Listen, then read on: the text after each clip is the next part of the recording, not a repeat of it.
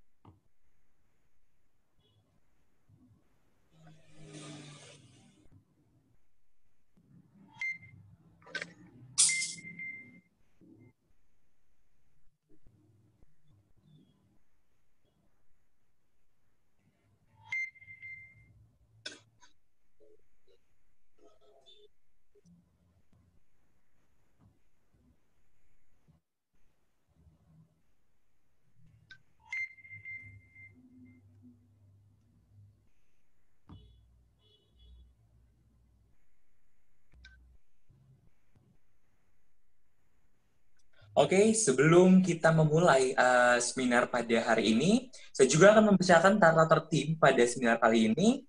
Untuk teman-teman semuanya yang telat hadir atau telat untuk masuk Zoom ini, kami masih membuka Zoom ini. Kami membuka Zoom ini kepada teman-teman semuanya, walaupun teman-teman telat hadir, dan juga untuk teman-teman diharapkan tidak keluar dari Zoom ini.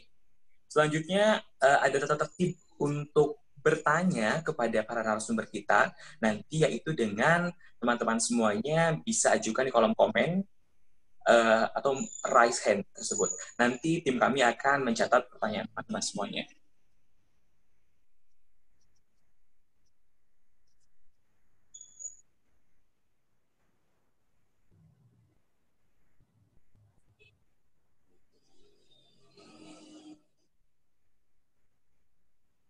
Oke, baik. Saya mau mendengar suara teman-teman semuanya. Halo teman-teman semuanya. Halo. Boleh Halo, dinyalakan selamat siang. mikrofonnya agar saya bisa mendengar suara Halo. teman-teman semuanya. Halo, selamat siang semuanya. Halo. Halo. Oke, saya sudah ada Bella Mardiani, Eka Puspitasari, Duli Noviansa, ada Arif Umar, Hafizia, Nurisma Khairunisa, Afifah, Leli. Oke, sudah banyak yang hadir tentunya pada acara hari ini. Tapi tujuan para narasumber kita hadir untuk memberikan materi tentunya dengan temanya yang sudah teman-teman ketahui, yaitu mencegah mental lockdown. Oke, teman-teman semuanya, sebelumnya saya akan memberitahu juga kepada teman-teman semuanya kenapa alasannya kami membuat webinar ini adalah untuk salah satu memenuhi tugas mata kuliah di Kampus Politeknik Al-Fatihah Bandung, yaitu PR campaign tentunya di sana, dan kami juga memilih menggunakan media atau membuat tema mental lockdown itu karena sesuai dengan kondisi saat ini, yaitu sedang dalam masa pandemi seperti ini. Jadi kita itu merasa kurang lebih terganggu dengan adanya kehidupan baru atau aktivitas baru saat ini. Jadi kami memilih untuk mental lockdown supaya teman-teman semua yang ada di rumah, di sini ada dari daerah mana saja, kalau boleh tahu? Dari Subang. Oh, dari Subang. Bandung. Dari Bandung ada?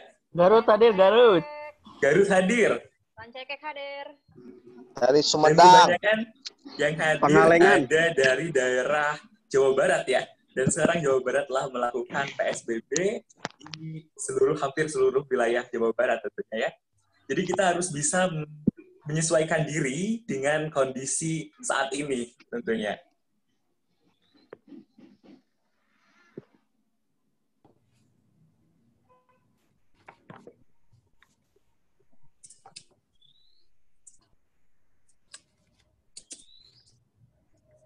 Baik, saya akan coba melihat apakah narasumber kita sudah hadir, sudah datang pada live hari ini.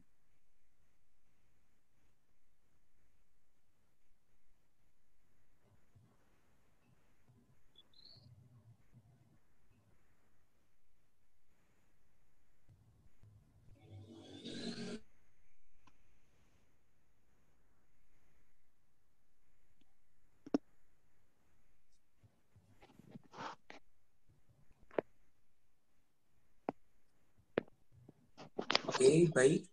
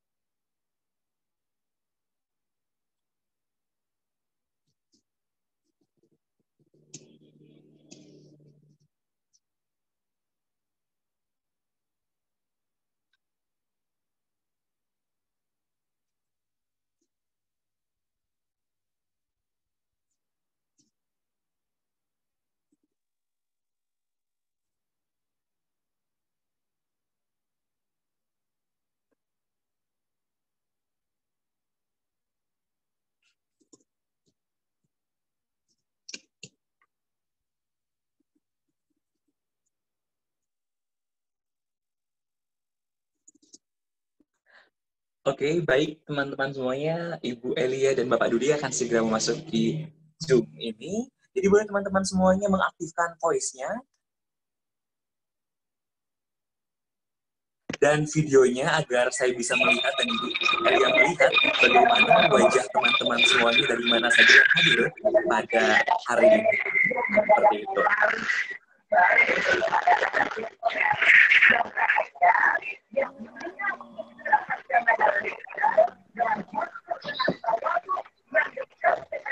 Baik, halo apa kabar teman-teman semua yang sudah hadir?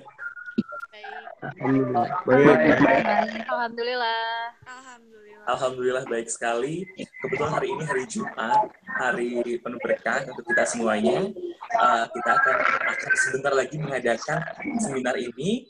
Kita sedang menunggu Ibu dan Bapak pembicara atau narasumber yang akan hadir dalam seminar kali ini. Oke, baik. Sebelum saya masuk ke acara inti yang pertama, itu saya menghimbau juga kepada teman-teman semuanya, siapkan pertanyaan sebaik mungkin, sebagus mungkin, karena akan ada 2 orang pemenang untuk memenangkan pulsa senilai Rp50.000. Jadi masing-masing yang mendapatkan pulsa Rp50.000. Oke, selanjutnya teman-teman semua juga kita yang ada di sini yang hadir pada kali ini akan mendapatkan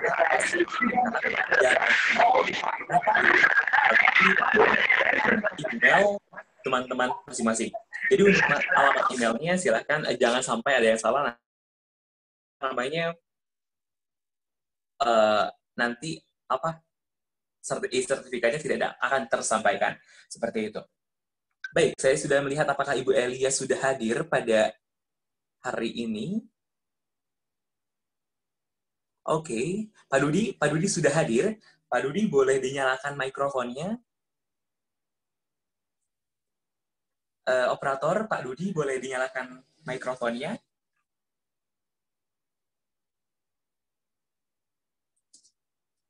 Udah, Din, udah. Oke, Pak Dudi. Halo Pak Dudi, apa kabar Pak Dudi? Alhamdulillah baik. Alhamdulillah baik sekali, Pak. Bagaimana Pak kabarnya di tengah pandemi saat ini? Ya, diam di rumah aja. Seperti Di rumah himbauan aja ya, Pak ya? pemerintah.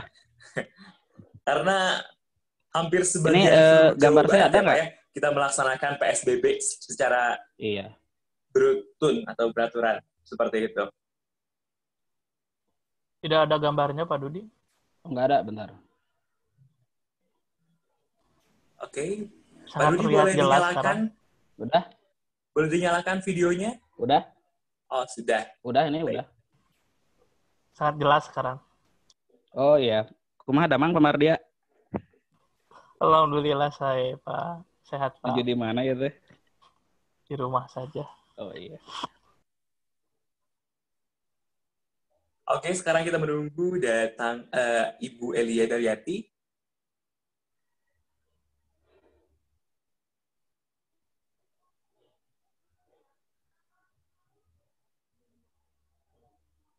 Oke, baik Pak Dudi. Oke, sebelumnya saya akan membuka terlebih dahulu seminar kali ini. Assalamualaikum warahmatullahi wabarakatuh. Selamat datang teman-teman semuanya dan selamat bergabung bersama seminar kami, yaitu seminar webinar mencegah mental lockdown di tengah pandemi saat ini. Baik, saya akan memperkenalkan diri saya terlebih dahulu. Perkenalkan, saya Din Wahyudin. Saya akan memandu acara kali ini sampai dengan selesai, yaitu kami sudah kedatangan narasumber yang pertama, yaitu Bapak Dudi Rustandi. Halo Pak Dudi.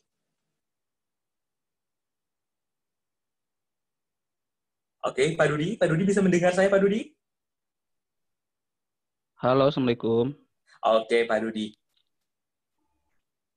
Oke, Pak Dudi bagaimana nih Pak Dudi melihat kondisi saat ini dengan kita diharuskan untuk stay di rumah di kacamata orang-orang komunikasi nih Pak Dudi?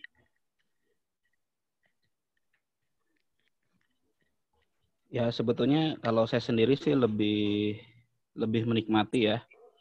Walaupun kalau misalnya terlalu banyak kita mengakses media, banyak di antara teman-teman kita yang merasa cemas gitu ya, merasa mendesu masa depan suram. Karena memang faktanya sekarang sudah berapa ratus ribu para pekerja di Jawa Barat khususnya itu yang sudah di PHK. Ini kan fakta ya. Sehingga hal-hal yang seperti ini bisa jadi energinya juga nyampe juga ke kita. Kita menjadi cemas, kita menjadi apa ya? Ya kalau dalam judul ini kan mental kita jadi lockdown gitu ya. Betul, Pak. Mental kita juga menjadi terpenjara gitu ya. Udah di rumah, nggak ada kegiatan, ya misalkan merasa masa depan suram, ya udahlah. Bisa jadi stres, tertekan gitu ya. Sementara penghasilan juga tidak ada misalkan ya. Ini kan hal-hal yang sifatnya nyata ya. Oke, saya sudah melihat Ibu Elia sudah hadir. Halo Ibu, apa kabar? Baik, Oke, Alhamdulillah Ibu, bagaimana kabarnya hari ini? alhamdulillah sehat, Jen. Apa kabar Alhamdulillah semua? sehat ya Bu ya. Oke, baik. Oke, teman-teman semuanya, sekarang kita akan langsung saja memulai pembicara yang pertama, yaitu adalah Ibu Elia Daryati, MSIC, yang akan menerangkan kepada kita bagaimana caranya kita menjaga kesehatan mental kita di tengah wabah pandemi saat ini. Benar begitu, Bu? Betul. Betul sekali. Ibu mau saya tampilkan untuk screen record, untuk share screen-nya, Bu? PowerPoint-nya? Boleh, boleh. Biar yang lain juga bisa lihat ya. Ya, betul. Oke, boleh operator untuk men-share screen dari Ibu Elia?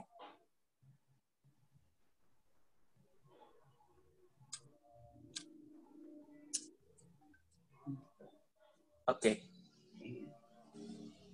Ya, Ini dimulai atau gimana? Boleh Ibu, silakan dimulai Ibu. Ya. Alhamdulillah ya, siang ini kita tetap dalam keadaan segar dan sehat ya. Bagaimana para peserta, apa masih sahur, sehat dan segar? Alhamdulillah.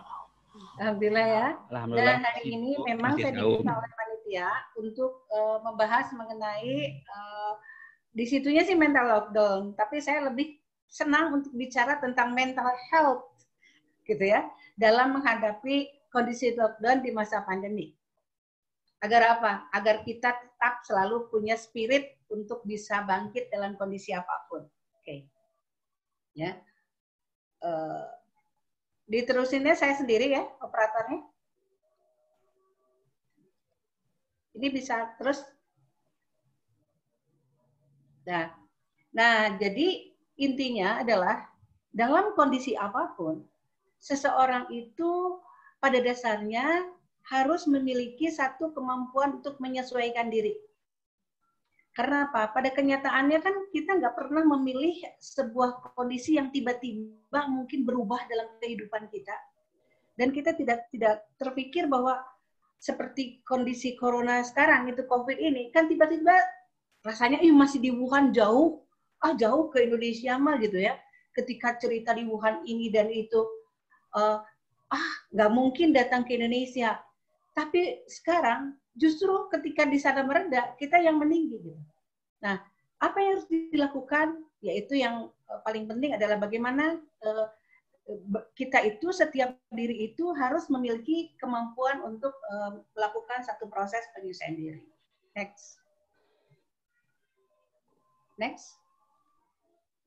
Ya, diterusin itu slide-nya. Nah, orang yang tidak bisa mampu beradaptasi dengan lingkungannya, maka akan gagal dalam menghadapi hidupnya. Termasuk kondisi corona ini. Jadi ketika kita gagal, sebenarnya pasti semua juga mengalami gagap sejenak, atau mungkin masih sampai hari ini masih tergagap-gagap gitu ya. Saya sebagai dosen misalnya, gagap banget ketika tiba-tiba harus mengajar online. Bagaimana bisa transfer knowledge tanpa ketemu, bahkan kadang-kadang melalui WA group saja, tapi bagaimana yang namanya ilmu bisa nyampe dan terjadi perubahan perilaku, itu tidak mudah. Awalnya seperti trial and error, tapi lama-lama kita dengan waktu mulai belajar beradaptasi. Bukan cuma dosennya, tapi juga mahasiswa beradaptasi. Semua beradaptasi. Nah, jadi pertama keywordnya itu adalah adaptasi, adjustment. Nah, kalau gagal, itu yang akan adanya di mental breakdown. Atau kata judul panitia, mental lockdown. Gitu ya. Oke, next. Ya, oke, berikutnya. Ini harus cepat ya. Jadi manusia diciptakan untuk hidup bersama, bermasyarakat, saling membutuhkan satu sama lain, dan selalu berinteraksi. Bagaimana kita yang selalu berinteraksi, tiba-tiba diputus interaksinya. Akhirnya apa? Tanpa kondisi mengharuskan lewat teknologi. Buktinya dengan apa yang dilakukan sekarang. Saya biasanya kan kalau ceramah live. Nah sekarang gimana sih feel saya bisa nyambung ke batin pemirsa gitu ya, untuk menyampaikan satu materi gitu ya. Ya, Bu, kita melakukan terobosan baru ya Bu ya. Iya, gitu kan, bagaimana menyampulkan chemistry gitu dalam screen seperti ini. Oke, berikutnya.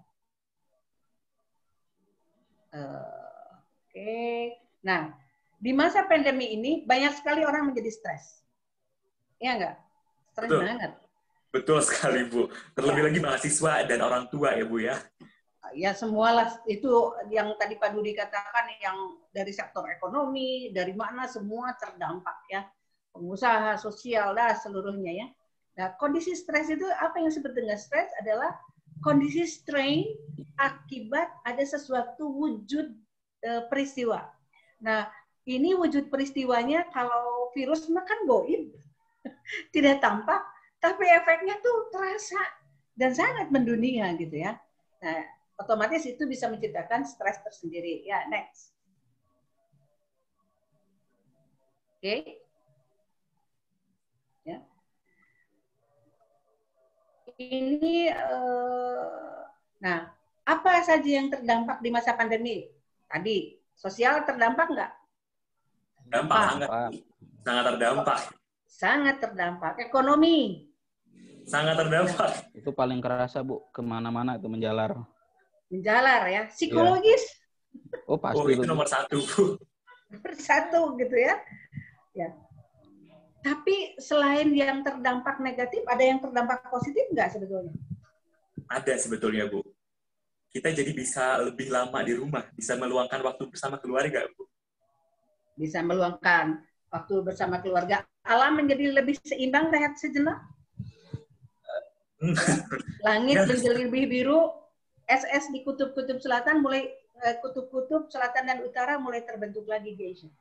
Nah, sebetulnya ada positifnya, tapi banyak hal sebenarnya karena yang pelakunya manusia, yang kenanya baiknya berjuta-juta manusia, tentu manusia sebagai human mengalami dampak yang sangat tidak mudah dalam hal ini.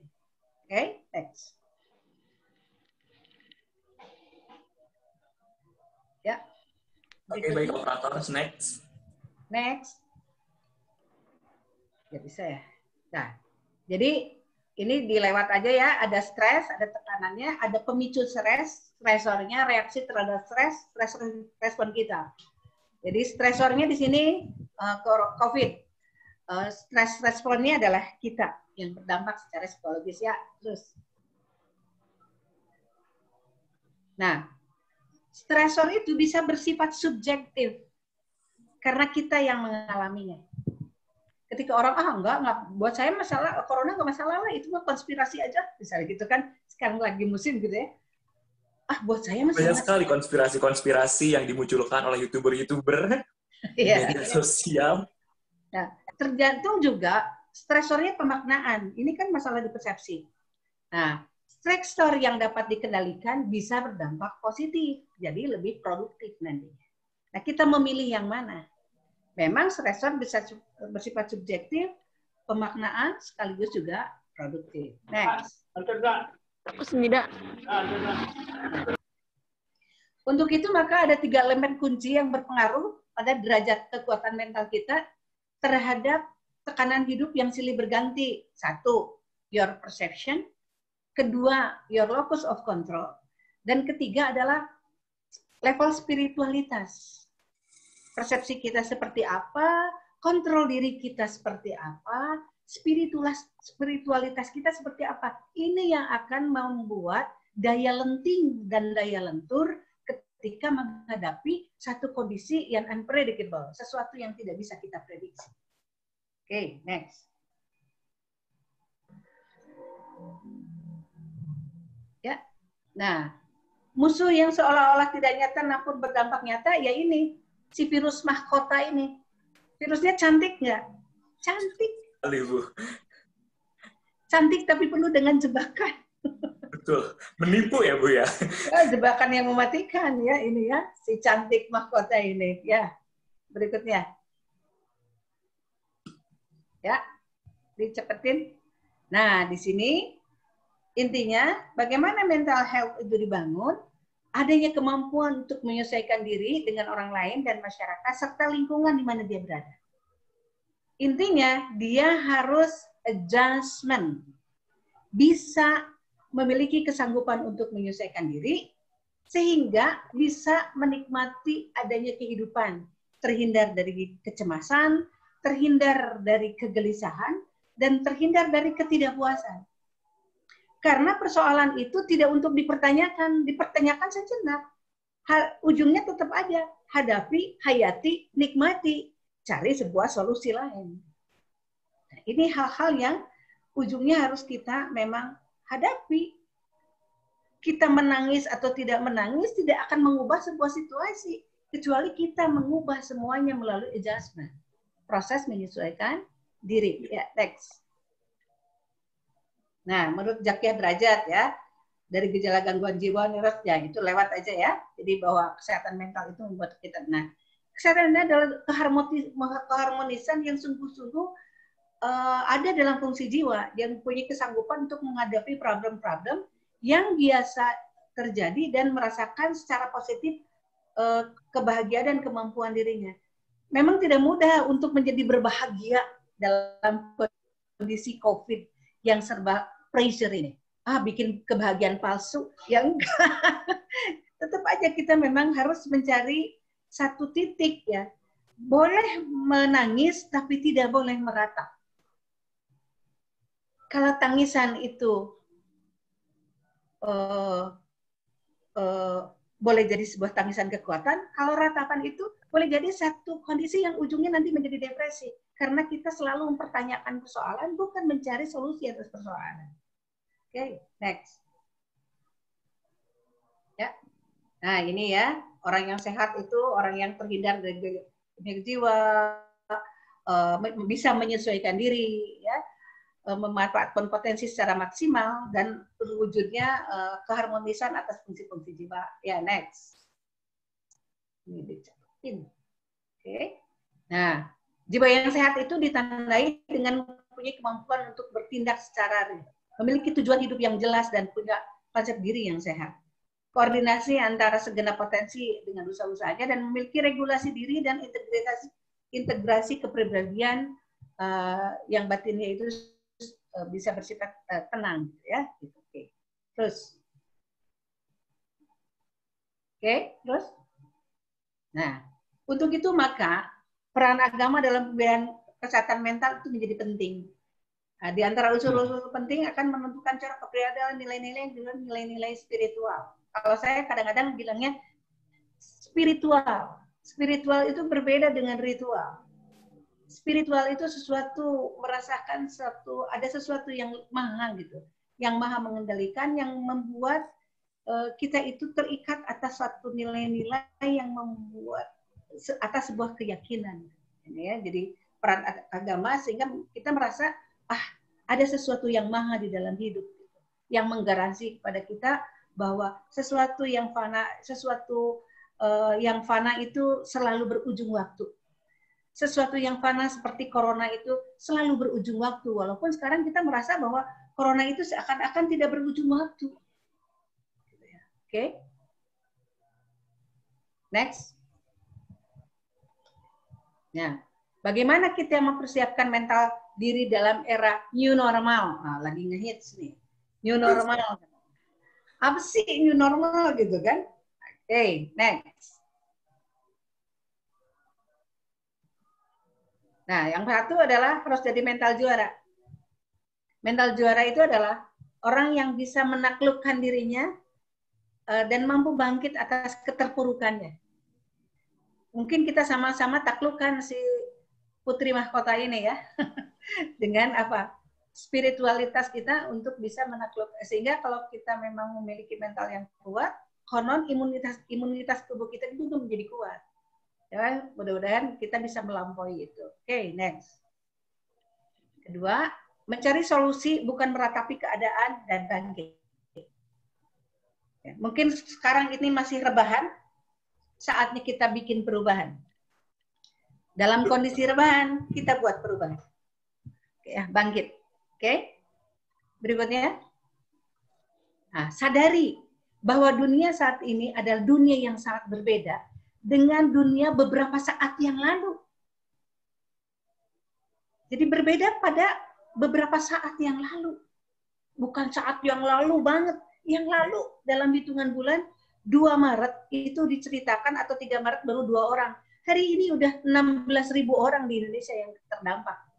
Betapa ribuan persen dalam waktu beberapa bulan. Berarti berapa ribu persen kita harus berubah yang beradaptasi atas satu yang berbeda. Ya. Oke. Next. Nah, untuk itu maka menyiapkan diri satu seperti yang tadi, adjustment, beradaptasi. Kedua, berinovasi.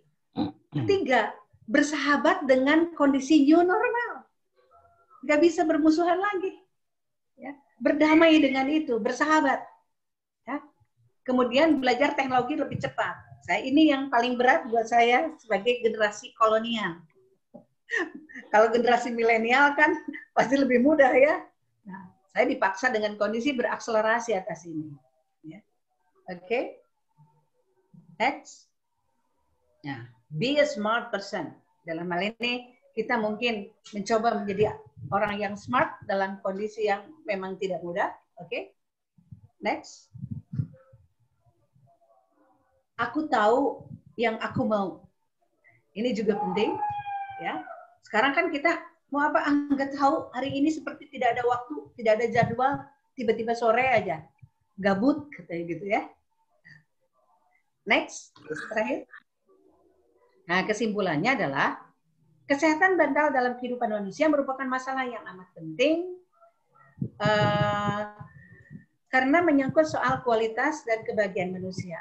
Tanpa kesehatan yang baik, orang tidak mungkin mendapatkan kebahagiaan dan kualitas sumber daya manusia yang tinggi. Nah, mungkin itu hal-hal yang poin-poinnya penting aja. Nanti kita bahas dalam diskusi, Kang Didin.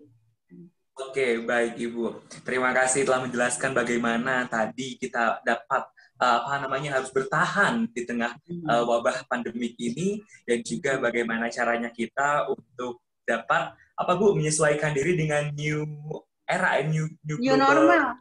New normal seperti itu. Karena saya melihat pada dasarnya hampir semua kalangan sekarang terdampak dengan adanya COVID-19 ini, Bu, tentunya ya. Oke, Bu, di sini saya mau bertanya nih. Pertanyaan dari saya terlebih dahulu. Sebelum ini udah banyak yang ngechat, mau nanya ya? Iya, Ibu. Tapi saya mau nyapa dulu ya, boleh nggak? Apa, Bu? Sebelum pertanyaan dibuka, saya pengen nyapa dulu. Jadi, halo pada pemirsa semua. Saya nyapa dulu beberapa memang mahasiswa-mahasiswa yang saya kenal, ya kan? Ada yang dari Politeknik, oke. Ada juga yang dari Politeknik Pengtai, gitu ya. Halo Pengtai. Kemudian ada yang dari teman-teman semua nih, teman-teman di dosen juga, oke. Dan alumni Bu, alumni ada. Alumni ada katanya, oke. Nah, mungkin ini Kang Didin silakan dipandu. Ini apa? Yang mau bertanya udah banyak. Ini chatnya langsung dibaca oleh operator ya? Iya, Ibu. Oke, silakan.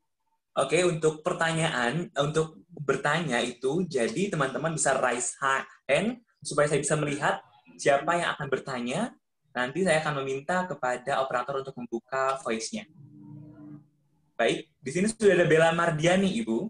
Baik, operator boleh dibukakan suaranya Bella Mardiani.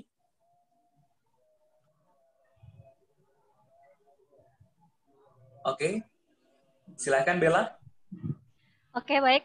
Assalamualaikum Ibu, selamat siang. Waalaikumsalam warahmatullahi. Ya, sehat Ibu? Sehat, alhamdulillah. Ya, di sini Bella mau nanya Bu, menurut Ibu Elia sendiri, kan tadi Ibu udah jelaskan tentang banyak dari dampak ya Bu ya yang terjadi akibat pandemi saat ini. Nah, dari dampak ekonomi sendiri, saat ini banyak sekali yang dirugikan, Bu. Saat dirugikan itu, otak kita jadi sangat tertekan dan memaksa logika untuk mati. Ya, Bu, ya, jadi terpaksa mati gitu logikanya. Sehingga lebih mudah menjaga hidup sendiri adalah dengan cara mencuri atau membegal, Bu. Kan sekarang udah banyak banget ya, Bu, ya, kasus-kasus seperti itu.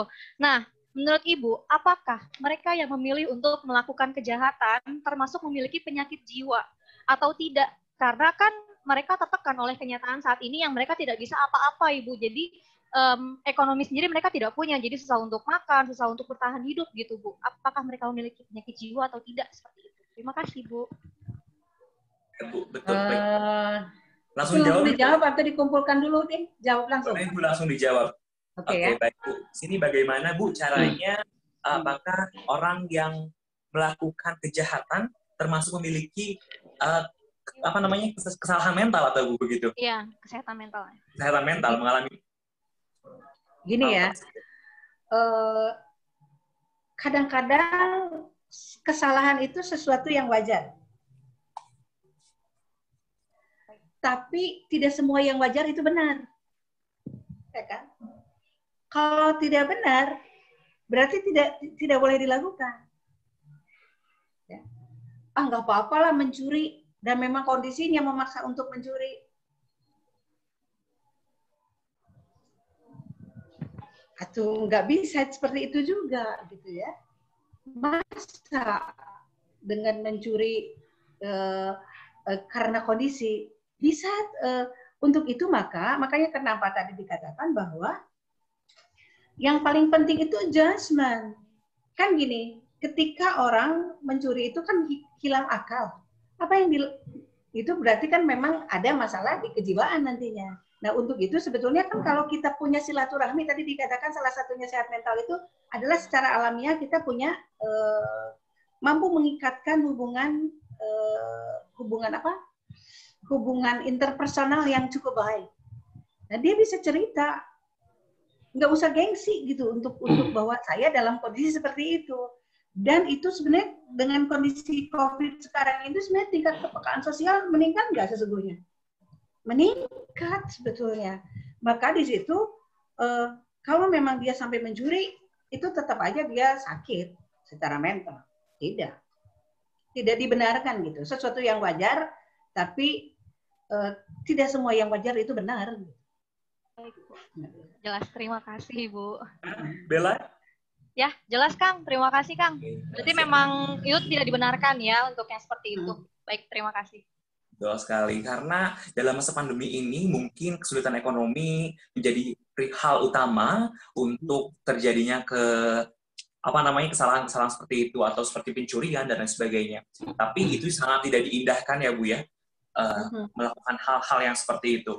Baik, selanjutnya di sini saya mendapatkan banyak sekali pertanyaan. Oke, baik, untuk bisa saya lihat, teman-teman tinggal aktifkan layar videonya. Karena saya sudah tidak bisa menampung lagi chat dari teman-teman, boleh diaktifkan layar videonya. Saya akan melihat di sini dan teman-teman bisa raise hand. Di sini teman-teman bisa menggunakan fitur raise hand. Coba teman-teman nanti saya bisa lihat siapa yang akan bertanya selanjutnya.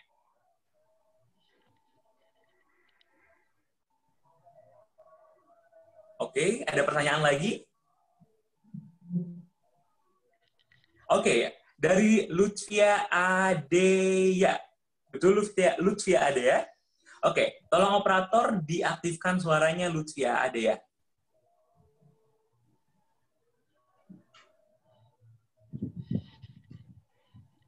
Baik, operator mohon diaktifkan suara dari Lutfia Adeya. Oke, sudah. Baik, Lutfia silahkan. Assalamualaikum. Assalamualaikum, Bu. Saya Lutfiana dari Politeknik LP3I. Jadi gini, saya mau tanya, saya tuh salah satu penulis di salah satu platform online. Nah, belakangan ini saya sedang mengkampanyekan tentang love yourself. Jadi banyak membaca saya itu yang ngerasa kalau mereka tuh kurang mereka jiwanya kosong gitu, Bu. Mereka mengaku kalau mereka sekarang melakukan ini stres tanpa alasan gitu. Apalagi setelah pandemi ini. Banyak sekali DM yang masuk ke saya karena mereka merasa kosong dan stres. Saya mau minta saran, Bu. Bagaimana cara saya menanggapi DM-DM tersebut agar bisa membantu mereka gitu. Agar mereka mungkin bisa merasa heal gitu loh. Mereka merasa kalau mereka nggak sendiri gitu, Bu. Ya. Ya, Ibu juga banyak yang konsultasi masalah depresi segala macam gitu ya, ngechat gitu ya. Jadi memang sih, kan kalau millennials itu kan dunianya gerak gitu ya, biasanya bergerak. Kalau dalam kondisi disuruh gerak banyak kuliah banyaknya malahan rebahan. Tapi begitu disuruh di dalam rumah terus, mereka inginnya keluar. Tapi kondisi sekarang tuh memang luar biasa, membutuhkan daya adaptasi yang sangat luar biasa ya. Dan juga butuh kesabaran yang sangat luar biasa, butuh kematangan yang sangat luar biasa, dan butuh keyakinan yang sangat luar biasa. Ya.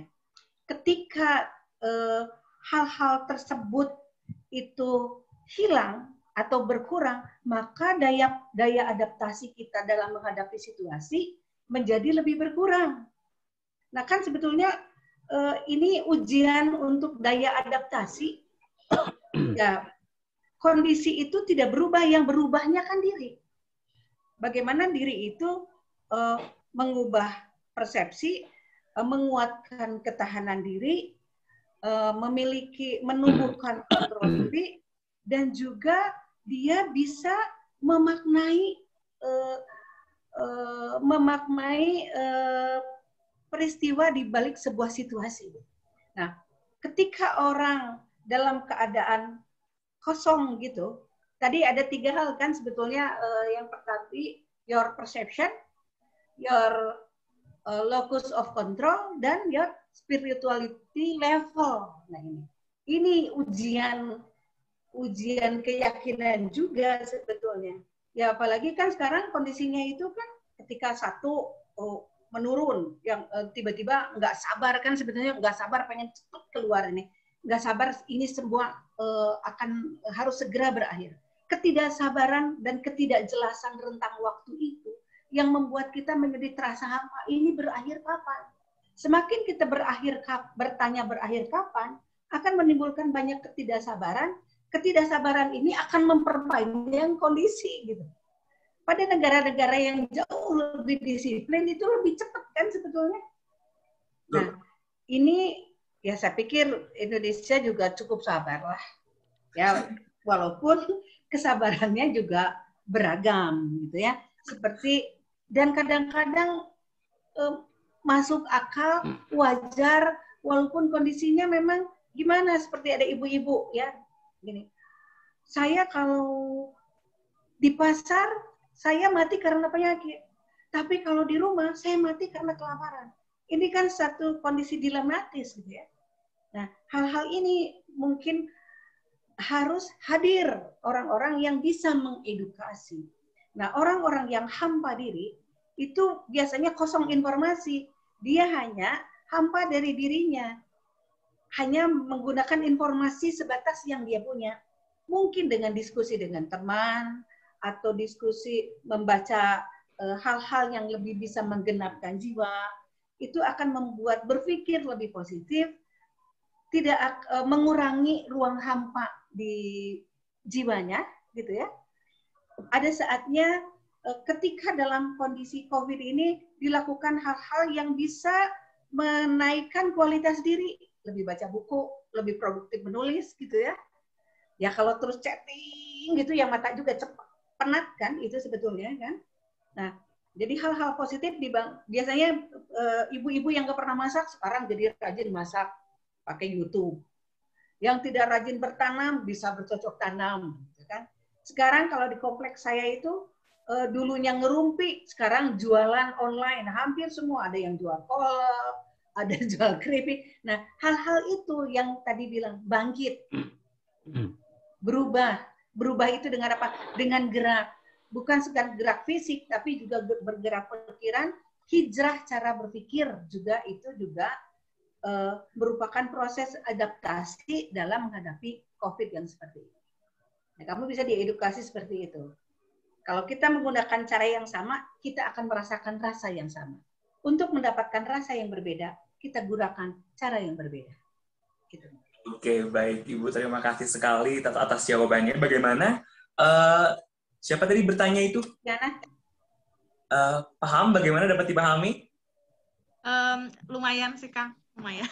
Oke, mendapatkan pencerahannya dari Ibu. Oke, baik. Kita akan tahan dulu pertanyaan untuk Ibu Elia. Nanti kita akan lanjut dan beralih ke Pak Dudi Rustandi. Halo Bapak, apa kabar Pak? Halo, Assalamualaikum. Alhamdulillah. Baik. Waalaikumsalam. Oke, Pak. Nih, saya melihat kan saat-saat ini kita sedang didera oleh ribuan berita-berita mengenai COVID-19 ini. Banyak sekali berita yang dapat kita cerna, dan ada juga berita hoax di luaran sana yang bermunculan mengenai COVID-19 tersebut. Nah, Pak, kita akan melihat bagaimana dari sisi komunikasinya, dari Bapak, kebetulan Bapak orang komunikasi, betul ya Pak ya? Kita akan mengupas tuntas bagaimana cara kita untuk dapat survive di era seperti ini, Pak. Silakan Pak Dudi. Terima kasih teman-teman mahasiswa Prodi Humas Politeknik Elektronik Bandung atas kesempatan untuk disandingkan dengan Bunda Elia, ya, senior saya, guru saya juga. Sering curhat juga dengan Bu Elia gitu ya. Jadi saya juga banyak belajar dari Bu Elia, dan sebetulnya materi yang akan saya sampaikan itu mungkin bisa dikatakan sebagai lanjutan dari materi yang Ibu Elia sampaikan.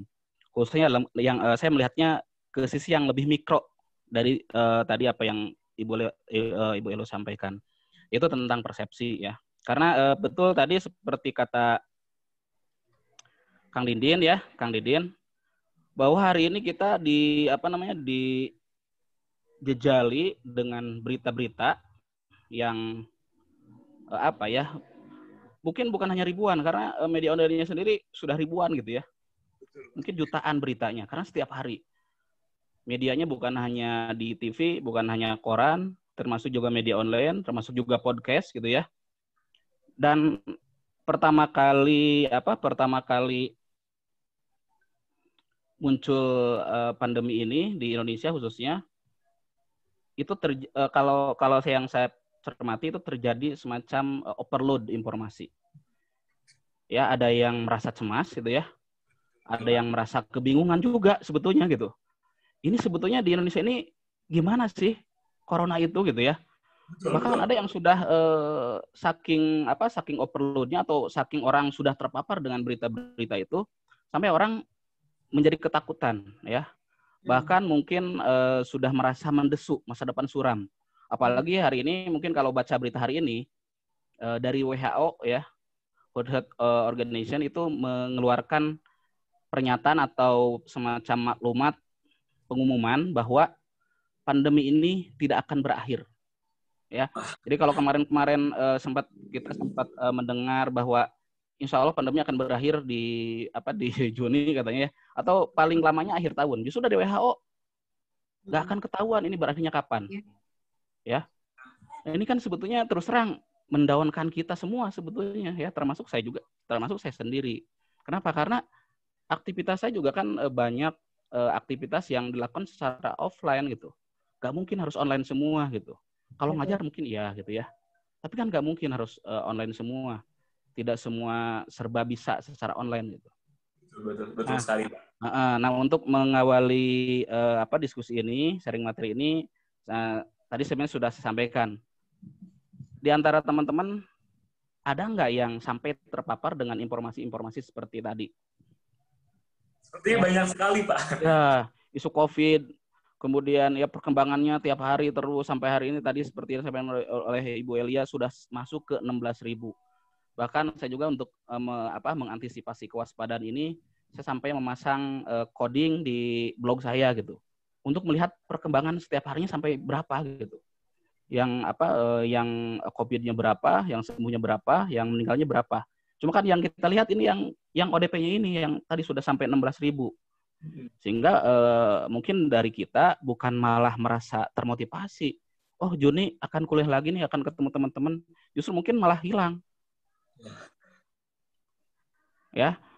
Nah, ini semua tersebut ya, Pak. Iya. Nah, ini semua tadi seperti yang disampaikan oleh Bu Elia, ini sebetulnya muaranya dari mana kecemasan ini? Ini rasa was-was ini, rasa takut ini muaranya dari mana? Nah, ini apa yang tadi disampaikan oleh Bu Elia itu dari persepsi. Nah, saya ingin lebih detail, bukan lebih detail ya, lebih banyak menjelaskan tentang bagaimana mengolah persepsi ya di masa pandemi ini. Saya ingin mengawali diskusi ini, saya ingin mengutip dari seorang filsuf Stoik ya, namanya Epictetus. Dia mengatakan bahwa some things are up to us, some things are not up to us. Ada sesuatu yang bisa kita kendalikan, tapi ada juga yang tidak bisa kita kendalikan sebetulnya. Atau ada yang di bawah kendali kita, tapi ada yang di luar kendali kita gitu. Ya, kalau misalkan corona ya gitu ya. Kemudian ada corona, ada termasuk juga pekerjaan, kuliah online teman-teman mungkin ya. Ini jadi satu hal yang klasik mungkin ya. Tiba-tiba kirim WA ke saya. Aduh Pak, maaf, tadi saya nggak bisa ikut kuliah online Pak. Kuota saya baru isi Pak. Itu kan klasik ya. Betul, mungkin Pak, di antara teman-teman ada yang klasik. Tapi kan itu fakta kan gitu ya. Karena itu suatu hal yang tidak bisa kita kendalikan. Kalau misalkan kita minta kuota ke orang tua kita, sementara orang tua kita juga betul-betul lagi kosong, gimana? Itu di luar kendali kita. Ya. Nah, kata Epictetus ini ada beberapa hal yang ya sebetulnya merujuk ke tadi itu, ada yang bisa kita kendalikan dan ada yang tidak. Nah, tapi seringkali hidup kita itu dipengaruhi atau dipapar oleh opini-opini orang lain itu tadi. yang share berita di WhatsApp ya. Misalkan contoh, saya pernah sampai ada di salah satu di daerah Kabupaten Bandung, di share videonya, orang yang meninggal, orang yang terpapar ya, itu datang ke rumah, sudah pakai APD ya, kemudian dibawa pakai ambulans. Dan orang-orang di warga-warga daerah sekitar tersebut, ini benar nggak di daerah ini? Benar nggak ini di daerah ini? Orang begitu ketakutan gitu. Padahal kan belum tentu itu di daerahnya. Cuma hanya saja memang di situ ada keterangan, ini sudah ada yang terpapar di daerah ini. Padahal faktanya belum tentu. Nah, sebetulnya ini kalau dalam literasi sih kita tinggal cross-check berita ya. Tapi ini tidak terjadi kan? Kenapa? Karena kita seringkali hidup di bawah opini-opini orang lain. Ya. Jadi seringkali persepsi ini membuat kita sulit sendiri gitu. Bahkan kita terjebak dengan persepsi kita sendiri. Jadi masalah itu datang sebetulnya dari diri kita sendiri. Walaupun ya tentu saja ya, memang ada yang faktanya tadi ada yang sudah di PHK, memang itu fakta, nggak bisa kita kendalikan gitu ya. Tetapi setidaknya dari perspektif mikro atau secara subjektifnya untuk diri kita sendiri, apalagi yang teman-teman yang masih mahasiswa gitu ya, mungkin kita bisa mengolah persepsi kita sehingga kita tidak cepat terpapar oleh opini-opini orang lain. Ini contoh-contohnya ya, misalkan contoh ketika memilih tempat kuliah, mungkin Didin dulu pernah ikut SBMPTN gitu ya, misalkan ya. Ternyata misalkan nggak lulus misalkan. Saya mau kuliah ke sini. Teman-teman bilang, masa sih sepinter kamu Din kuliah di situ? Misalkan contoh ya. Atau misalkan memilih pekerjaan. Kadang-kadang ya sekarang kan orang kerjaan orang itu sepertinya iseng gitu ya. Kerjaannya posting-posting di media sosial. Kata teman kita, emang lu nggak ada kerjaan lain selain kerjaannya itu gitu. Padahal itu gajinya gede loh ya. Iya. Ya kalau misalkan kita sudah menjadi sosial media spesialis, misalkan ya di salah satu startup, itu gajinya gede. Mungkin lebih gede dibandingkan dengan UMR Kota Bandung gitu. Kenapa? Karena membutuhkan skill. Tapi seringkali kan kita mendengarkan opini orang lain. Udahlah, mendingan keluar aja lah. Ngapain kerjanya cuma posting-posting di medsos. Ya. Mendingan kerja yang lebih real gitu ya, kantoran, misalkan berangkat ke kantor, dan sebagainya. Atau misalkan, ya contoh lah ini gaya anak muda gitu ya, misalkan pilih pacarnya jauh dari kriteria cantik atau ganteng misalkan, temennya ngeledek, anjir pacarnya jauh banget sama doski yang bling-bling misalkan ya. Nah, itu kan bikin kita ngerasa down gitu ya, bikin kita ngerasa tidak percaya diri gitu. Jadi kalau misalkan kita berteman sama teman kita yang lebih santuy, mungkin teman kita bakal bilang, hidup lu mah ribet ya. Kenapa? Karena segala sesuatu itu harus selalu mendapatkan opini baik dari orang lain. Padahal kan hidup tidak selamanya seperti itu. Pasti ada kekurangan gitu ya. Jadi ya saya kutip lagi dari Epictetus ini, yakin nggak kalau misalkan hidup kita ini bahagia hanya karena berdasarkan opini-opini dari orang lain? Ya, pasti saya yakin kita akan menjadi ribet selamanya. Nah, tadi seperti yang tadi saya sampaikan, persepsi itu ada tiga sebetulnya, ada tiga. Jadi ada persepsi yang bisa kita kendalikan ya. Itu bisa pertimbangan kita, bisa opini kita, bisa persepsi kita, bisa keinginan kita. Kalau kata Iwan Fals kan katanya keinginan itu adalah sumber penderitaan gitu ya. Nah, kan kita tinggal kita ubah aja keinginan kita agar kita tidak menderita. Kita ingin kuliah di perguruan tinggi negeri, tapi faktanya kan ya kita harus bisa menerima kenyataan. Ternyata kemampuan saya hanya sampai di sini gitu. Hanya sampai pada tes saja, tes SBMPTN saja. Hanya sempat lewat saja di kampusnya, tidak sampai kuliahnya gitu. Nah, kita harus menerima fakta itu. Nah, sehingga akhirnya keinginan itu kita ubah. Kemudian tujuan juga itu suatu yang bisa kita kendalikan. Sebetulnya kita itu kuliah pengen di perguruan tinggi negeri atau karena kita pengen bisa gitu. Karena kita pengen punya skill. Kan tinggal kita ubah tujuannya. Tujuan kita kan bukan kuliah, bukan ingin kuliah di perguruan tinggi negeri. Walaupun itu menjadi impian semua orang ya. Tujuan kita kuliah adalah bagaimana kita bisa menjadi, ya kalau dalam bahasa saya menjadi seorang pembelajar. Kita bisa merefleksikan hidup kita sehingga refleksi itu bisa menjadi suatu hal yang menjadi feedback untuk hidup kita gitu. Kemudian yang kedua, ada persepsi yang di luar kendali kita. Tadi yang sudah saya sebutkan ya. corona, PHK gitu ya. Kemudian tadi pulsa, kemudian kuliah online yang sudah terjadwal gitu ya. Kemudian dosen kita yang mungkin istilahnya mudi ya. Nah, ada dosen yang mungkin yang mudi gitu ya. Kita nggak masuk, nggak kirim WA, dosennya ngambek misalkan gitu ya. Padahal ya nggak tahu kalau kita itu memang betul-betul nggak punya pulsa misalkan ya. Itu di luar kendali kita ya. Ya termasuk kesehatan kekayaan juga menurut Manang Piring itu suatu hal yang di luar kendali kita. Kenapa? Karena kekayaan bisa hilang.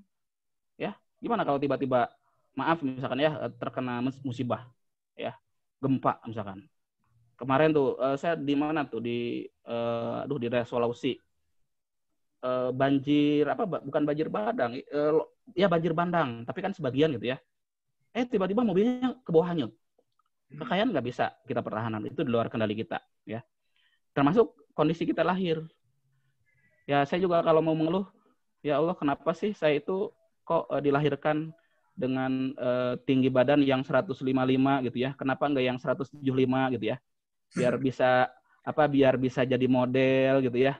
Biar lebih gagah, misalkan nggak bisa. Karena itu di luar kendali kita gitu ya. Ya termasuk ya hal-hal yang lainnya, opini orang lain itu luar kendali kita. Tetapi ternyata ada juga persepsi yang ada di antaranya. Ya, contohnya tadi misalkan ada kuliah online di luar kendali kita, tidak ada pulsa di luar kendali kita, mau dosen di luar kendali kita. Tapi ada di antaranya persepsi kita. Jadi kalau misalkan kita tidak bisa masuk kuliah, kemudian kita berpersepsi bahwa, aduh gimana ya saya nggak bisa masuk kuliah. Aduh jangan-jangan nilai saya nanti bisa turun. Aduh jangan-jangan nanti dosennya ngambek ke saya. Aduh jangan-jangan nanti IPK saya turun. Itu kan sebetulnya bisa kita arahkan persepsi kita bahwa yakin bahwa dosen itu akan sangat memaklumi ya dengan keadaan seperti ini, sehingga mungkin tadi seperti dikatakan oleh Belia, ini dalam keadaan normal baru ya, new normal gitu. Keadaannya tidak seperti yang lalu ya. Bahkan mungkin yang biasanya pulsanya ada terus, ya sekarang mungkin teman-teman bisa merasakan ya berapa pulsa keluar setiap bulannya dibandingkan dengan sebelum pandemi ini. Ya, saya kebutuhan pulsa itu 3 kali lipat dibandingkan dengan pandemi. Karena kuliah online semua, termasuk juga kegiatan-kegiatan webinar dan sebagainya, yang tidak pernah kita lakukan sebelumnya. Gitu. Sehingga mungkin ya pada akhirnya yang kalau kemampuannya pulsanya hanya 1 kali dalam 1 bulan, ya udah, kalau udah habis gimana? Ya, sehingga kuliah itu mungkin hanya bisa dilakukan hanya 2 kali dalam seminggu misalkan ya. Nah itu ada di persepsi yang ada di antara yang bisa dikendalikan dan yang tidak bisa dikendalikan. Nah, bagaimana cara mengolah persepsi ini? Karena seperti yang tadi disampaikan, bagaimanapun persepsi ini seringkali terpapar oleh peristiwa-peristiwa yang kita lihat, kita terima, oleh berita-berita yang kita terima, ya entah itu di WhatsApp group, entah itu di media online, entah itu televisi. Bahkan mungkin ada seseorang yang bilang ya, ada seorang yang menulis status, kalau hidup lu pengen tenang, udah nggak usah nonton TV gitu. Karena justru dengan menonton media itu, kalau dalam bahasa Baudrillard itu, hidup menjadi berada di alam hiperrealitas. Ya, kita hidup berada di bayang-bayang realitas yang semu. Ya, misalkan contoh ya, kita betul fakta kalau 16.000 itu adalah istilahnya COVID-19 ya, yang sudah terpapar oleh corona gitu. Betul gitu. Kemudian kita membayangkan 16.000 itu bukan uang yang sedikit. Tapi ini orang ya. Kampus saja misalkan kalau 1 hari itu tidak mungkin bisa menampung sampai 16.000. Ya. 2.000 itu sudah memenuhi kampus misalkan. Kalau kita sampai berpikir ke sana, mungkin kita akan cemas selamanya. Aduh, jangan-jangan saya akan cepat terpapar. Ya. Apalagi percepatannya itu sehari mungkin bisa 800 sampai 1.000 ya, 1.000 orang yang terpapar. Karena tidak mengindahkan instruksi pemerintah, berdiam diri di rumah, bekerja di rumah, orang tetap masih beraktivitas. Sore kalau misalkan sore di depan rumah saya, itu motor itu sampai penuh. Ya, padahal sudah jelas. Termasuk juga maaf ya, misalkan kayak taraweh, Jumatan itu masih tetap ada. Ya maksudnya di masjid ya. Kalau ada harus tetap gitu ya. Padahal kan instruksi pemerintah sudah jelas. Nah, jadi seringkali peristiwa-peristiwa ini mengendalikan persepsi kita. Bagi kita yang reaksioner ya, tentu ini menjadi apa ya? Menjadi koneksi langsung terhadap apa? Terhadap perkembangan emosi kita. Karena bagaimanapun kalau menurut ilmu kecerdasan otak itu antara saraf pikiran dengan saraf rasa itu, saraf emosi itu mesti nyambung ya. Apalagi kalau belajar tentang misalkan psikologi spiritual ya. Nanti bisa sering juga dengan boleh secara langsung bagaimana persepsi ini bisa mempengaruhi kondisi mental kita. Jadi dalam sistem saraf persepsi kita itu langsung nyambung ya. Nah, oleh karena itu dalam konteks komunikasi, marah, cemas, khawatir atau sebaliknya, karena seseorang ini tidak mampu atau tidak cermat dalam mengolah informasi tersebut sehingga langsung masuk ke memori, oleh memori langsung diolah, kemudian langsung masuk ke emosi. Nah, inilah yang sebetulnya menyebabkan kenapa mental kita menjadi down atau menjadi lockdown gitu ya. Ya udah nggak ada pekerjaan ya di rumah terus gitu ya. Mau ngapain sih, bingung gitu ya. Nonton berita terus, kondisi Indonesia menjadi masa depannya suram gitu ya. Itu dari berita. Jadi kita terpapar oleh peristiwa-peristiwa atau informasi-informasi yang datangnya dari mana? Yang datangnya dari luar semua pada dasarnya. Jadi kita tidak bisa mengendalikan itu semua. Padahal semuanya ada di mana? Semua kendali ada di persepsi kita. Itu ya, walaupun tadi seperti disebutkan sudah banyak juga fakta-fakta di luar gitu.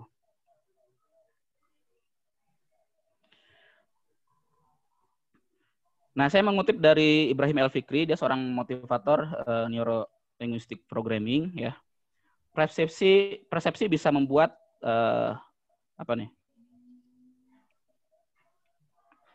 Ya pada dasarnya persepsi kita bisa membuat kita bahagia, bisa membuat kita sengsara ya, bisa membuat seorang memiliki sikap mental positif atau justru sebaliknya bisa menyebabkan emosi orang juga negatif.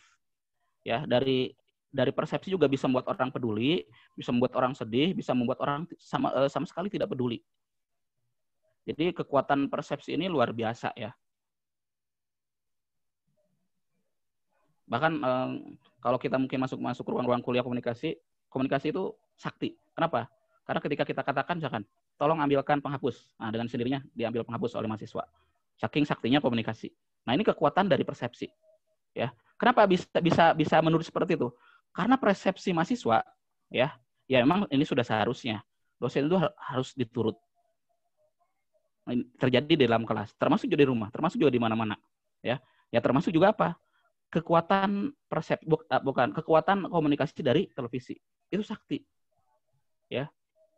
Pemerintah menginstruksikan melalui televisi bahwa masyarakat tidak boleh keluar nurut, tidak boleh kerja nurut. Dan sebagainya, walaupun masih ada yang bandel-bandel ya. Nah, oleh karena itu, dengan keadaan yang seperti ini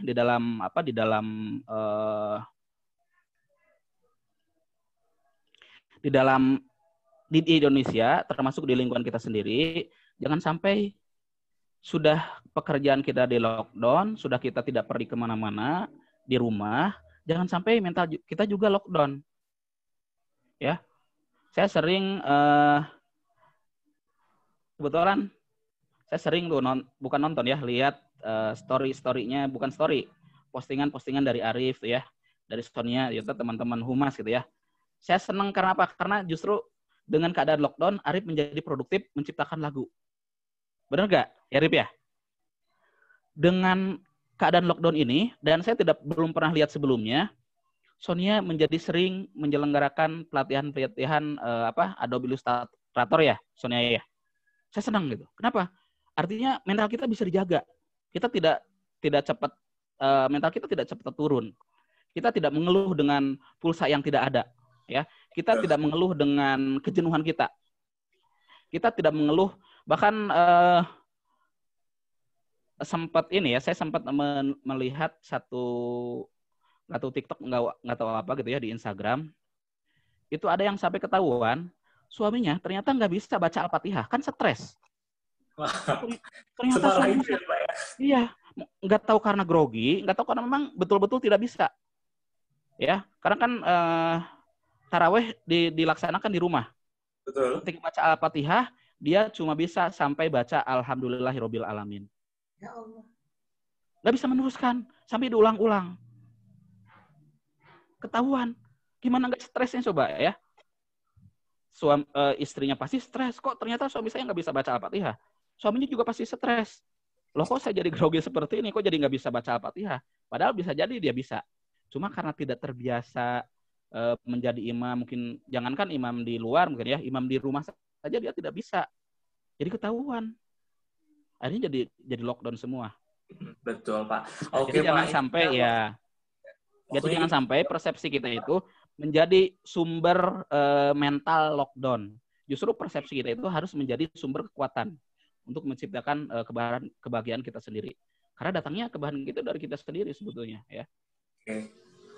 Baik, Pak. Oke. Ya. Pak, boleh Pak kita langsung ke pertanyaan. Barangkali teman-teman ada yang bertanya di sini, Pak. Boleh. Ini sebetulnya ada ini ya. Ini ada trik-triknya bagaimana agar persepsi kita itu tidak berjalan secara otomatis, apalagi untuk teman-teman kita yang memiliki memiliki sifat auto interpretasi gitu ya, atau auto persepsi. Misalkan contoh kayak gini. Kalau kita lihat orang yang tatoan, kita auto persepsi bahwa orang tersebut kriminal. Misalkan contoh ya. Kadang-kadang kan kita seringkali melihat simbol-simbol yang muncul. Nah, oleh karena itu kata saya kutip dari filosofi teras itu, ada beberapa hal yang sebetulnya ini saya langsung ke idenya, itu metodenya adalah metode STAR ya. STAR itu singkatan dari stop, ya, think, assess, sama respon. Jadi ketika muncul satu informasi atau satu peristiwa, kita jangan langsung bereaksi, stop dulu. Stop gitu ya, jangan bereaksi apapun. Justru kita dianjurkan untuk berpikir. Ya minimal bertanya ya terhadap diri sendiri, kenapa sih kok seperti ini gitu. Atau tadi misalkan contohnya ada seorang kepala keluarga yang tidak bisa baca Al-Fatihah ketika tarawehan. Lebih baik berpikir dulu, kenapa kok tiba-tiba jadi tidak bisa Al-Fatihah? Ya, dibandingkan ya harus langsung masukkan reaksi, aduh langsung down mentalnya. Karena anak saya tahu, istri saya tahu kalau saya ternyata grogi. Atau justru jadi dianggap jadi tidak bisa baca Al-Fatihah. Nah, kemudian yang ketiga, assess. Kita nilai. Nah, tadi yang nilai ya, benar nggak sih? Benar nggak sih kalau misalkan di tempat saya itu sudah ada yang terpapar? Benar nggak sih? Ya, ini sejumlah pertanyaan-pertanyaan ini, sekaligus juga selain tadi berpikir, juga sekaligus menilai. Ya, melihat sekeliling kita, melihat peristiwa yang terjadi. Atau kalau misalkan tadi Dindin membuka di awal dengan berita, kita bisa bertanya, kita nilai, ini berita itu valid nggak sih? Berita ini hoax bukan sih? Atau misalkan ketika corona datang ke Indonesia, tiba-tiba muncul pesan di WhatsApp grup misalkan ya, bahwa ternyata corona itu bisa disembuhkan dengan dengan bawang putih misalkan ya, dengan dan jahe, sebagainya. Dengan jahe lah. Ya kemudian berjemurnya jam 10 gitu ya. Harus jam 10, padahal dulu kita menerima bahwa berjemur itu yang baiknya kan pagi-pagi antara jam 8 sampai jam 9, ini jam 10. Nah, ini kontra juga. Jadi kalau misalkan kita baca berita itu akhirnya bingung. Ini yang benar yang mana sih gitu ya. Nah, sehingga dari penilaian kita itu mengantarkan kita untuk apa? Untuk literasi, untuk melakukan tabayun, untuk melakukan cross-check, mencari sumber-sumber yang lebih valid lagi. Baru kita respon ketika kita sudah menilai. Nah, ini salah satu pengolahan persepsi yang ditawarkan oleh Manam Piring dalam filosofi teras. Termasuk juga sebetulnya masih ada dari Ibrahim El Fikri, tapi mungkin nanti kita gali dengan pertanyaan karena waktunya sudah lewat juga ya, Kang Din ya. Iya, betul, Pak. Oke, baik. Tadi saja mungkin ya dari saya. Betul. Tadi sangat jelas sekali mengenai persepsi dalam komunikasi, dalam menerima hal-hal di tengah wabah seperti ini yang dijelaskan oleh Pak Dudi tadi. Nah, barangkali teman-teman semuanya di sini akan ada yang bertanya untuk sesi di sini, silahkan. angkat tangannya, nyalakan videonya, saya bisa lihat di sini. Siapa? Baik. Ada yang akan bertanya? Ini siapa? Hafsah Khairunisa. Boleh Hafsah, operator, tolong dinyalakan mikrofon Hafsah.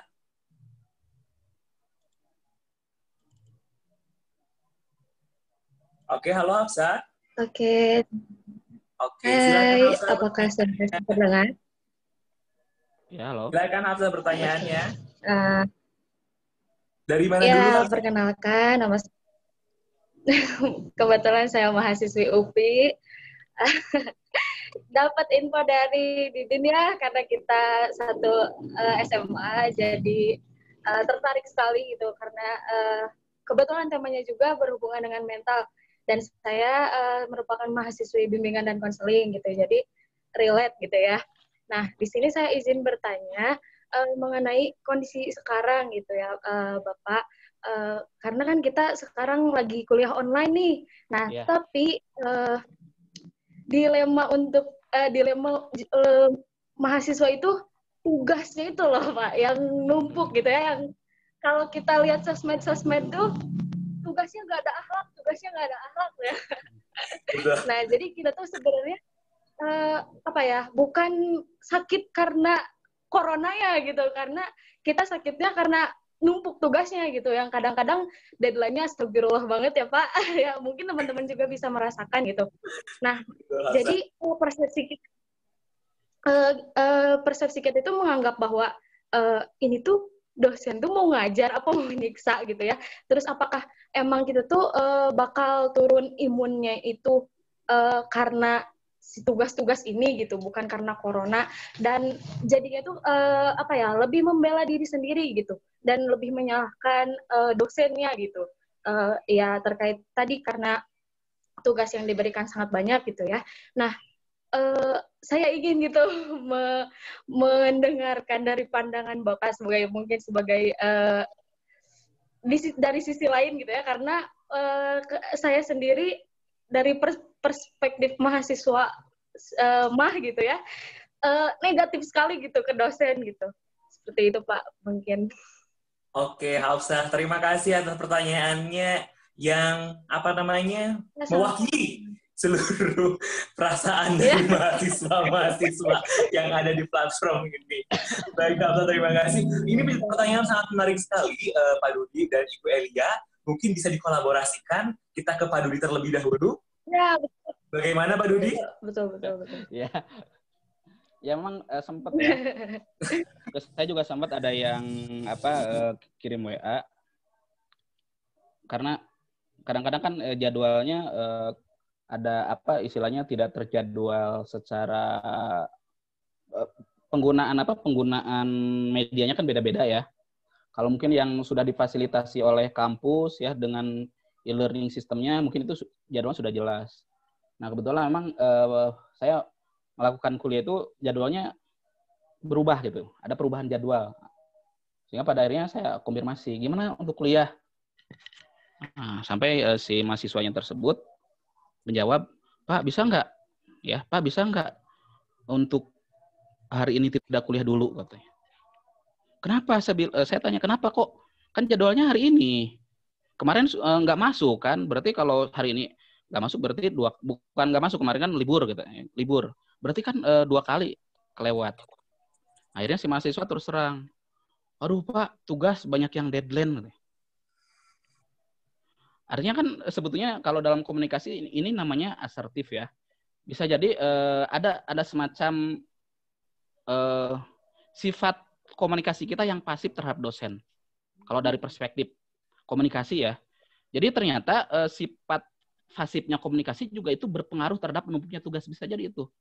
Nah, Hafsah pernah nggak konfirmasi ke dosen misalkan bahwa dari misalkan berapa 10 mata kuliah satu semesternya berapa? Kebetulan sekarang lagi 8. Ya, mata 8. Kuliah. Misalkan dari 8 mata kuliah itu ternyata semua dosen memberikan tugas yang tidak jauh beda dengan yang lainnya.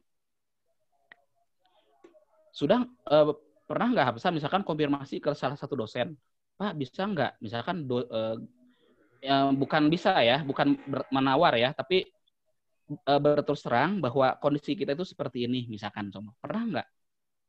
Atau mungkin jangan-jangan belum pernah karena kita terlalu segan. Agak berani. Terlalu segan dengan dosen. Nah, itu apa ya istilahnya salah satu sikap yang disebut dalam komunikasi itu sebagai komunikasi pasif, ya. Tapi tidak boleh juga agresif. Bapak kok ngasih tugasnya kok nggak tanggung-tanggung, Pak? Ini yang lain juga sama, Pak, ngasih tugas yang sama. Kami terus terang nggak siap. Nah, nggak bisa juga seperti itu karena ya itu sudah masuk ke dalam ranah etika mungkin ya. Nah, bisa nanti Hafsah dan teman-teman mungkin bisa terus terang ke dosennya.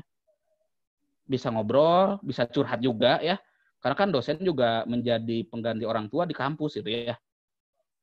Jadi dengan berterus terang seperti itu atau asertif istilahnya ya, komunikasi asertif, bisa jadi mungkin untuk sebagian dosen bisa jadi nanti paham. Sehingga mungkin untuk sebagian yang lain, jadi kalau misalkan dari 8 dosen, masa iya tidak ada 1, 2, 3 dosen yang betul-betul memberikan toleransi kepada mahasiswanya misalkan gitu ya. Atau bisa jadi kalau misalkan kita sudah terus terang, bisa jadi hanya 2 dosen yang betul-betul pokoknya nggak mau tahu itu tugas yang harus dikerjakan. Ini kan bagian dari pembelajaran kalian. Ya, misalkan contoh ya. Walaupun sebetulnya kalau rasionalisasikan ya betul juga ya. Kenapa? Yang namanya masa-masa belajar saya ingat pernyataan dari Imam Syafi'i ya. Imam Syafi'i itu seorang imam fikih ya yang mengarang buku yang tebal ya Al-Um itu. Dia mengatakan kalau kita lelah belajar maka kita harus mampu menanggung penderitaan di masa depan ya. Jadi bisa jadi karena kita istilahnya. Jadi yang pertama tadi komunikasi asertif ya, yang kedua bisa jadi itu karena memang kita terlalu memanjakan tubuh kita sendiri. Sehingga kita menjadi cepat lelah. Ya. Jadi ada 2, yang tadi 1 ya, komunikasi asertif komunikasinya, yang kedua bisa jadi kita terlalu manja. Sehingga kita tidak bisa menanggung kelelahan belajar ini gitu. Padahal kalau kita ingat justru kalau kita misalkan tidak belajar, mau nggak kita menderita selamanya karena kita bodoh. Seperti tadi kata Imam Syafi'i. Nah, mungkin jawaban saya untuk Hafsah seperti itu. Oke, terima kasih Pak Dudi atas jawabannya. Sekarang kita melihat dari sisi psikologi, Bu, ke Bu Elia. Karena tadi mahasiswa bukan meninggal karena corona, tapi meninggal karena tugas. Ini bagaimana? Kunci pertama, kalau happy easy. Kalau bahagia mudah. Nah, bisakah menciptakan sesuatu kan gini, ada yang protes, ini kuliah online atau tugas online sih? Betul sekali, Bu. Ya. Nah, sebetulnya kalau yang namanya kuliah itu transfer knowledge. Dosen itu beberapa ingin tahu materinya bisa terserap atau enggak, beberapa diantaranya dengan melakukan tugas sebagai bentuk evaluasi. Nah, ada juga yang ngasih materinya terbatas, tapi tugasnya bejibun. Itu sehingga mahasiswa belum ngerti, tapi tugasnya dipaksa ada. Padahal kan bisa aja mungkin itu dalam hal teknik ya, dalam teknik pengajaran. Bisa dalam bentuk tugas, bisa dalam bentuk diskusi kelas. Kita tahu seberapa besar sebetulnya informasi itu atau materi yang kita sampaikan itu bisa ditangkap. Makanya saya bilang proses kuliah sekarang itu ujian buat dosen dan ujian buat mahasiswa. Bagaimana dalam keadaan terbatas kita bisa mampu menciptakan satu chemistry supaya mahasiswa paham. Nah, karena beberapa tidak tahu mahasiswa paham atau tidak, maka diberikan tugas untuk bentuk evaluasinya. Padahal nggak selamanya seperti itu. Bisa dalam bentuk, kalau saya masih dalam kondisi online itu masih bisa presentasi per grup. Nah, saya kasih waktu misalnya 15 menitan.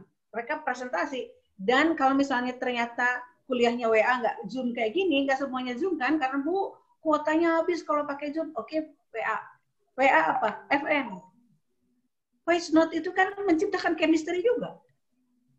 Oh, kita tahu, dipahami apa enggak. Nah, untuk beberapa, tadi Pak Dudi katakan bahwa mencari ilmu tuh memang harus lelah. Tapi lelah itu menjadi hilang ketika lilah. Makanya kenapa? Harus happy. Kalau happy, easy. Jadi gini, Ibu contohkan, ilmu itu masuk ke batang otak. Kalau ini tangan kita, batang otak. Nanti disimpan di korteks cerebri. Ya, melalui sistem limbik. Sistem Ibu boleh diulang karena koneksinya tidak baik? Ibu, boleh diulang, di-repeat lagi? Koneksinya saya melihat kurang baik, Bu. nggak bagus. Ya. Nah, Bu, udah boleh bagus. diulang, Bu? Gini, Yang limbik ilmu tadi. itu, kedenger nggak? Kedengar, Ya, Bu? sudah, Bu. Sudah. Oke. Ilmu itu masuk melalui batang otak, melalui sistem limbik. Nah, sistem limbik itu happy atau unhappy. Jika sistemnya limbiknya itu bahagia, dia buka. Sehingga disimpan di korteks cerebri tanpa harus ini. Makanya kalau belajar nggak bahagia, itu bikin lelah. Belajarnya harus bahagia, ininya kebuka, nangkep. Nah, sekarang yang terjadi adalah belajarnya sudah dengan prasangka, paling tugas deh, gitu ya. Iya pasti tugas deh. Nah, itu udah langsung klik aja di sini. Makanya mungkin nanti kuliah online itu tetap harus menciptakan adanya spirit, tetap ada spirit yang terbangun, ada chemistry yang terjaga, ada pemahaman pada dosen bahwa manusia itu udah overload gitu ya. Dengan tugas-tugas, kan tugas itu paling satu semester misalnya 14 kali pertemuan, tugas kan 2 kali.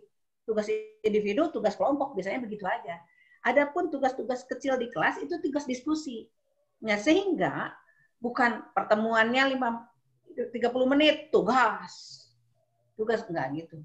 Nah, transfer memang pasti dengan adanya kondisi sekarang dituntut belajar yang lebih mandiri. Emang itu nggak bisa dipungkiri. Belajar mandiri itu adalah tren yang harus dibangun, di mana dosen bersifat sebagai fasilitator. Ya. Nah, tapi di situ harus ada trust understanding di situ. Ini ada transfer knowledge nih yang bagus buat kita, gitu ya. Nah, kita juga mengimprove sendiri. Misalnya, Bu, boleh nggak kalau saya punya masukan ini. Nanti misalnya dosen bilang minggu depan kita bahas ini ya. Bolehlah yang lain, boleh cari dari informasi lain, yuk kita diskusi. Itu mungkin akan lebih dinamis daripada denger ngantuk, bismika Allahumma ahya wa amut. Ya iyalah, tiba-tiba tugas. Betul. Gitu ya, nanti dibikin happy aja. Ya, Hafsah. Ya. Ya, Hafsah sudah terjawab pertanyaannya. Ya, satu lagi, Din, perspektif dosen ya. Ini juga bisa jadi mengubah persepsi Hafsah ya. Hafsah 1 semester itu 8 mata kuliah. Artinya, menjelang misalkan UAS, itu hanya ada 8 tugas. 8 tugas ya. Coba bayangkan oleh Hafsah, dari tugas mahasiswa, kalau misalkan saya misalkan mengajar 4 kelas katakanlah. 1 kelas itu 30 orang. Artinya apa? Artinya tugas yang harus saya periksa itu berapa? 30 kali 4. 120 yang harus saya periksa. Jadi dibandingkan dengan 8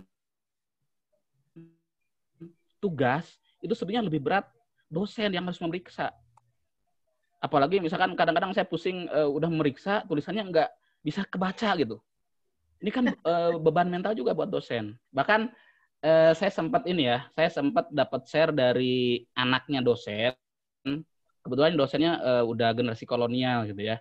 Jadi mungkin udah 55 ke atas atau mungkin udah 60 tahun.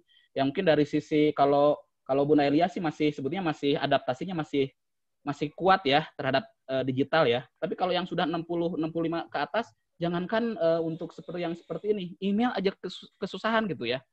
Untuk memiliki email gitu. Nah, ternyata ada anaknya dosen yang curhat di Twitter itu.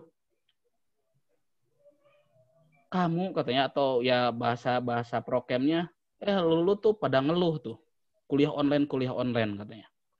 Coba lihat, bapak gue udah umur 60 tahun, susah-susah diajarin sama anaknya untuk buka Zoom, Ternyata mahasiswanya pas lagi di kelas ngapain? Ada yang leyeh-leyeh, tiduran sambil makan-makan. Gimana perasaan dosennya gitu? Ya kalau saya kebetulan ya karena mungkin ya saya anggaplah teman gitu ya, nggak masalah ya. Nah maksudnya kita bisa ikan langsung. Tapi kalau yang itu kan beban mental juga. Jadi sebetulnya lebih berat juga dosen ya. Jadi mahasiswa berat. Tadi betul seperti kata Bu Elia. Jadi ini sama-sama ujian bukan hanya buat mahasiswa tapi juga untuk dosennya. Ya Iya, mungkin betul. itu bisa mengubah persepsi mahasiswa ya bahwa tugas yang diberikan itu berat karena justru dosen juga lebih berat karena yang diperiksa itu lebih banyak lagi gitu. Karena bagaimanapun ada tanggung jawab bagaimana agar mahasiswa bisa dievaluasi sebetulnya sejauh mana sih materi yang sudah disampaikan oleh dosen itu gitu. Kalau itu dari perspektif dosennya. Baik, betul Pak Dudi. Ya, terima kasih Pak Dudi atas tambahan jawabannya tadi. Mungkin yang saya dapat simpulkan sekarang, kita harus dapat saling memahami antara dosen dan mahasiswa seperti itu. Bagaimana, Afsa? Sudah cukup? Sudah cukup. Oke, baik. Terima kasih. Ini ada satu pertanyaan lagi, karena kita waktunya sudah overload ternyata. Boleh ada satu pertanyaan lagi dari Alia. Alia, boleh? Alia, boleh dinyalakan dulu voice-nya, tolong. Oke, Alia sudah bisa mendengar suara saya, Alia? Sudah. Oke, Alia silakan. Ingin Sudah. bertanya ke Pak Dudi, boleh? Pak Dudi? Nanti mungkin kalau ini ditambahkan oleh Bu Elia, silakan. Begini, Pak. Kan dalam menghadapi pandemi itu ada dua ya, Pak. Ada fear and dangers-nya itu. Yang mana keduanya itu berdampingan ya, Pak. Ada apa? Ada fear and dangers, ketakutan dan bahaya Fear. gitu, Pak. Oh iya. Bahaya. Iya, fear. Nah, bagaimana pendapat Bapak mengenai media yang lebih banyak menebar ketakutan dibandingkan dengan mengedukasi bahaya dari virus itu sendiri? Sedangkan seperti yang tadi Bapak katakan kan, kendali itu ada di persepsi kita ya Pak. Dan kita tuh setiap orang memiliki persepsi yang berbeda.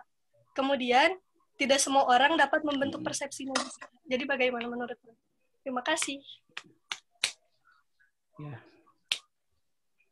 Kalau yang saya perhatikan, alhamdulillah sih yang saya perhatikan ya, entah itu TV, entah itu media online, mungkin yang lain-lain masih ada juga ya. Sekarang sudah lebih positif pemberitaannya. Mungkin di awal-awal terlalu euforia dengan ketakutannya itu, ya. Sehingga justru berita-beritanya itu justru menjadi semacam ancaman buat audiens itu ya, buat penonton itu. Bukannya mengedukasi masyarakat bagaimana kita mengantisipasi pandemi corona di Indonesia, tapi justru membuat ketakutan masyarakat. Nah, tapi belakangan ini mungkin seminggu atau 2 minggu terakhir sudah kelihatan positif berita-berita di media. Sekarang sudah ada iklan layanan masyarakat. Sekarang sudah ada misalkan termasuk juga artis sudah mulai menebarkan berita-berita yang bukan berita, aktivitas-aktivitas yang lebih positif dibandingkan yang membuat takut atau membahayakan kita, ya. Tetapi kalaupun misalkan kita terpapar oleh media, salah satu media yang masih menebarkan berita-berita yang menakutkan, bagaimana kita menyikapinya? Ini sih sebetulnya konsepnya konsep literasi ya. Pertama kalau ajaran di dalam ilmu itu kita pasti sudah tahu semua ya. Di dalam ilmu kita harus selalu skeptis terhadap apapun yang masuk ke dalam persepsi kita. Skeptis, kita harus ragu. Ya. Sehingga muncullah dari ragu-ragu itu muncullah tadi pertanyaan. Jadi harus selalu sikap skeptis ini harus selalu ada di dalam diri kita ketika kita menerima berita. Karena bagaimanapun berita bukan iman.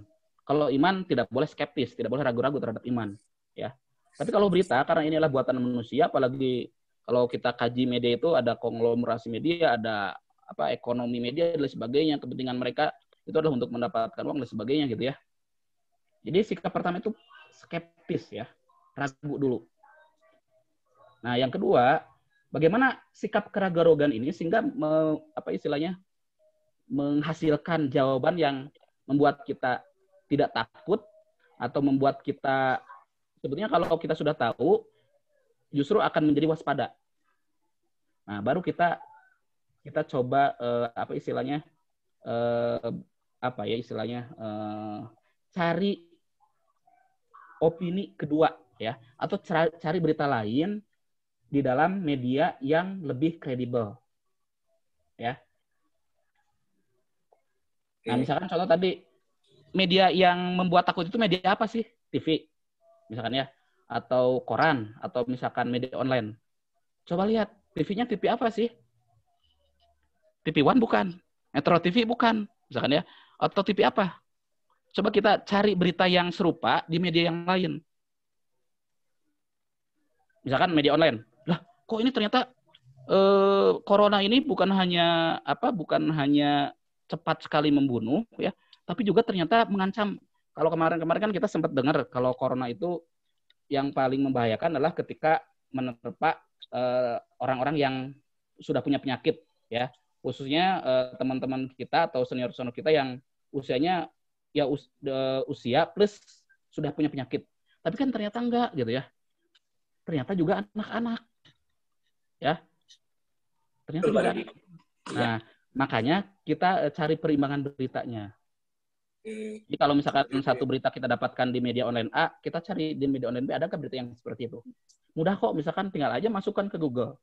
Pasti muncul berita-berita yang berasal dari media lain yang memiliki kredibilitas. Bukti bahwa media tersebut kredibel seperti apa? Kalau media online biasanya sudah terverifikasi oleh Dewan Pers. Jadi abaikan berita-berita lain yang tidak berasal dari media kredibel, kita cari sumber yang kredibel. Oke, ya. Seperti itu. Bagaimana ya. Alia? Sudah dapat dipahami Alia? Iya, terima kasih. Oke, sama-sama. Oke, yang tadi keempat penanya yang tadi kami berikan pulsa Rp25.000 per tiap penanya. Alhamdulillah. Oke. Karena kita biar adil, jadi kita bagi rata semuanya dapat seperti itu. Oke, untuk closing statement terakhir, boleh saya minta closing statement dari Ibu Elia, kesimpulan dari hari ini, Ibu bagaimana? Dan nanti disusul oleh Pak Rudi. Oke ya. Alhamdulillah kita hari ini mungkin sudah membahas dari dua narasumber, saya sendiri dan juga teman saya, sahabat saya, adik saya, Pak Dudi. Mudah-mudahan bisa memberikan inspirasi untuk lebih bijak dalam merasa, gitu ya, itu kalau secara psikologisnya ya, mungkin merasakan apa dari kondisi COVID ini bukan mental lockdown, tapi bagaimana kita mental untuk bangkit. Dan bagaimana kita selective hearing, selective thinking, selective feeling. Sehingga menjadi bijak untuk diri kita sendiri. Bahwa apapun yang terjadi, ini adalah bagian dari kehidupan yang akan dijalani. Dan apapun yang terjadi, hidup harus terus berjalan terus. Dan kita harus sehat secara mental ke depannya. Daya adaptasi tingkatkan, berinovasi, terus berkreasi, dan menciptakan hal-hal yang baru yang bisa lebih positif dari sekedar mengeluh. Tapi bagaimana kita memberikan solusi. Oke, terima kasih. Oke. Betul, baik sekali Ibu. Terima kasih atas tadi. Oke, selanjutnya dari Pak Dudi. Pak Dudi bolehkan memberikan closing statement untuk mengakhiri acara kita pada hari ini? Ya. Salah satu filsuf, William James, sekaligus juga seorang psikolog, dia pernah menulis bahwa penemuan terbesar di dalam generasi ini adalah pengetahuan. Dan manusia bisa mengubah pengetahuan itu dengan cara berpikir. Kemudian seorang filsuf lain juga, dia pernah mengatakan bahwa tidak ada yang tidak mungkin terjadi hari ini, ya dengan corona ini. Tetapi yang harus kita pikirkan adalah bahwa peristiwa ini harus kita antisipasi dengan cara berpikir kita. Jangan sampai persepsi negatif mendahului takdir, karena itu adalah dosa. Ya. Terima kasih, itu saja dari saya ya sebagai statement terakhir. Assalamualaikum warahmatullahi wabarakatuh. Oke, terima kasih saya ucapkan kepada kedua narasumber kita pada hari ini dengan telah memberikan ilmunya kepada kita, telah bersharing session bersama kita.